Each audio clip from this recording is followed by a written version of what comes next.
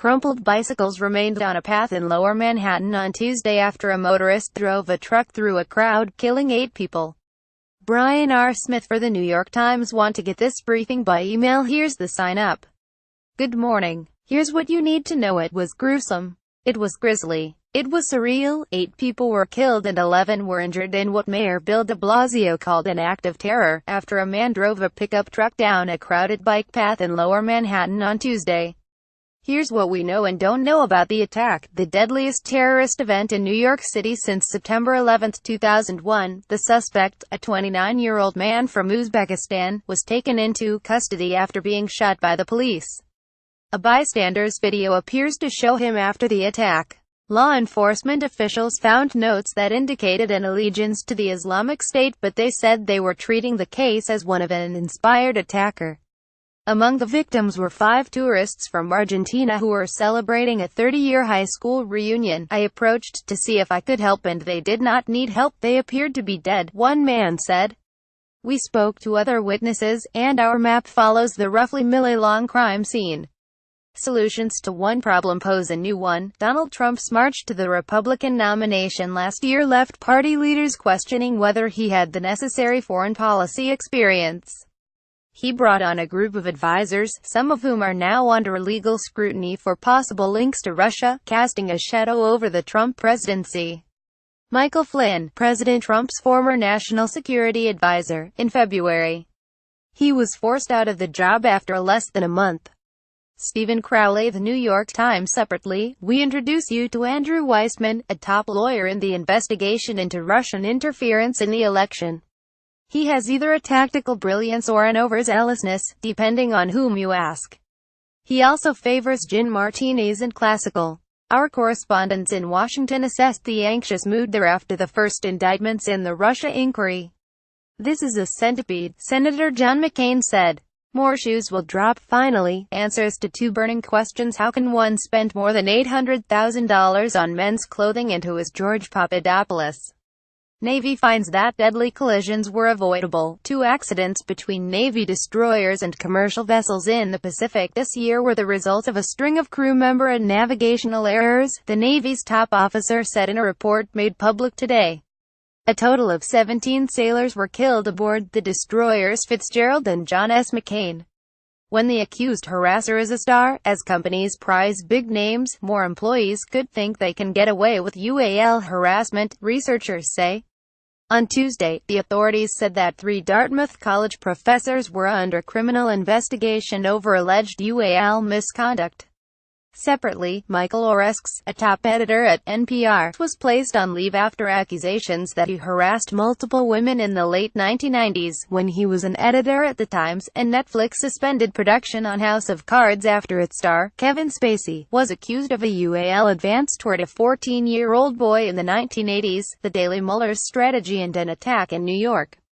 In today's show, we look at Robert Mueller's Russia investigation, internet giants' hearings on Capitol Hill and the terrorist attack in Manhattan.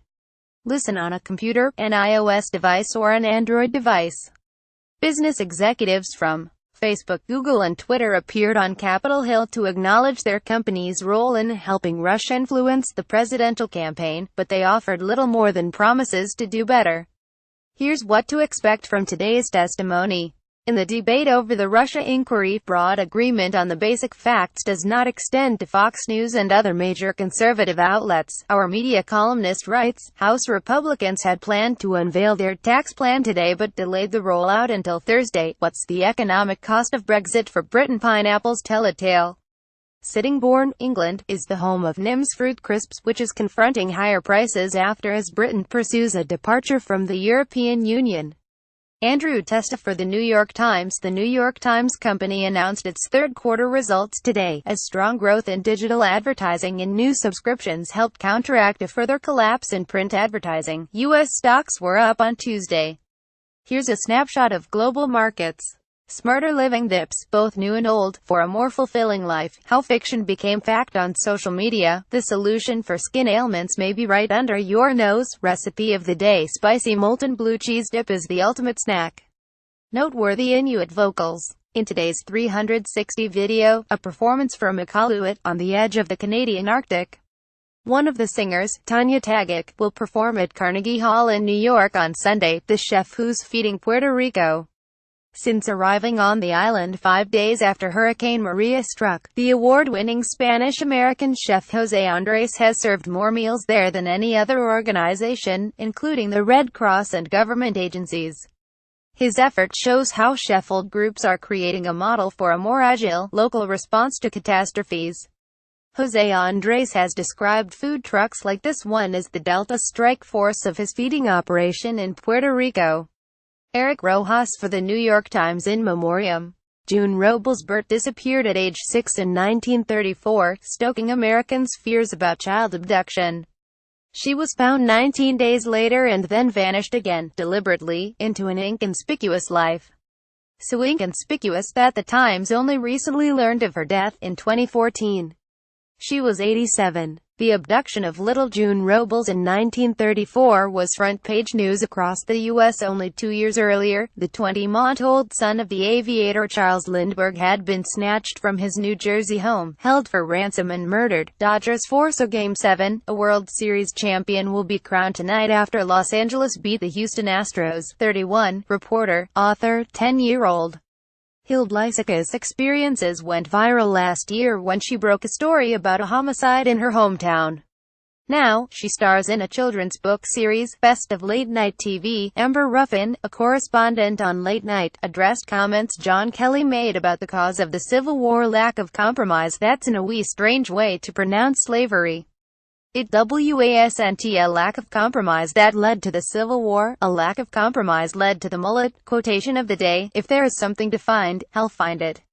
If there's nothing there, he's not going to cook something up. Katya Justin, a former colleague of Andrew Weissman, a top lieutenant to Robert Mueller in the special counsel investigation. Backstory: have you ever gotten a job without the qualifications? It happened to Michelangelo, a sculptor by trade, who painted the ceiling in the Sistine Chapel at the Vatican, unveiled to the public on this day in 1512. The Sistine Chapel, tourists not included. Alessandra Tarantino. Associated Press commissioned by Pope Julius II, Michelangelo's ceiling, about 130 feet long and 45 feet wide, took 4 years to paint. You can take a virtual tour here. Believing he was being set up to fail, Michelangelo was paranoid at the beginning and a physical wreck by the end, writing a poem that began: "I've already grown a goiter from this torture, hunched up here like a cat in Lombardy or anywhere else where the stagnant water's poison." The centerpiece is the creation of Adam, one of 9 scenes from the biblical book of Genesis. The frescoes have required only one restoration in the modern era, in the 1980s and 90s, but the effect of more than 5 million visitors a year is causing concern. The work's popularity is understandable. As the German writer Johann Wolfgang von Goethe noted, without having seen the Sistine Chapel, one can form no appreciable idea of what one man is capable of achieving. Thomas First contributed reporting, _______. Your morning briefing is published weekdays at 6 a.m. Eastern and updated all morning. Browse past briefings here. If photographs appear out of order, please download the updated New York Times app from iTunes or Google Play. What would you like to see here? Contact us at briefing@nytimes.com. You can get the briefing delivered to your inbox Sunday through Friday. We have 4 global editions, timed for the Americas, Europe, Asia and Australia. Check out our range of free newsletters here.